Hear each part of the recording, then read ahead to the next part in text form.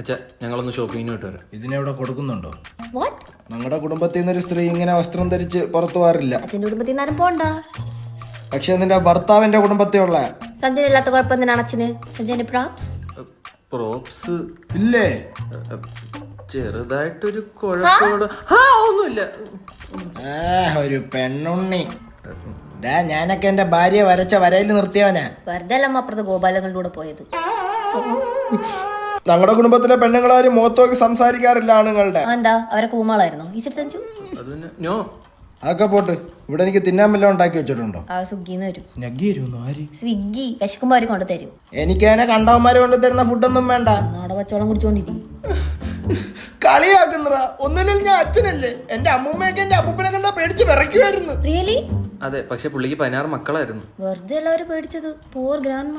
അപ്പുറത്തെ രാമുന്റെ മരുമോനുണ്ടല്ലേ, 5 മണിക്ക് സെറ്റ് സാരി കൊടുത്ത് അടുക്കളയിൽ കയറി അപ്പം ഉണ്ടാക്കി തരാൻ പറഞ്ഞാൽ അപ്പം ഉണ്ടാക്കി തരും. ഇവിടെ ഒരുത്തിട്ട് അപ്പൻ ചോദിച്ചാൽ അവളെന്റെ അപ്പനെ വിളിക്കുന്ന അവസ്ഥ. ഓ ഐ വിൽ ഷോ. എന്താ ചെയ്യുന്നേ? ഓർഡർ ചെയ്ത ഫുഡ് ക്യാൻസൽ ചെയ്യാൻ പോകുന്നു. അതേ, എനിക്ക് പള്ള കായുന്നുണ്ട്. രാമുന്റെ മരുമകളത്തോട് ചെല്ലും. അവൾ ഇപ്പൊ അപ്പം ഉണ്ടാക്കി തരും. അത് കഴിച്ചാൽ മതി. കോൺട്രി തന്ന പൊടി പോയത് കണ്ടോ? നീ ഒന്ന് മുണ്ടുമടക്കിയാ തീരാവുന്ന കേസേ ഉള്ളൂ.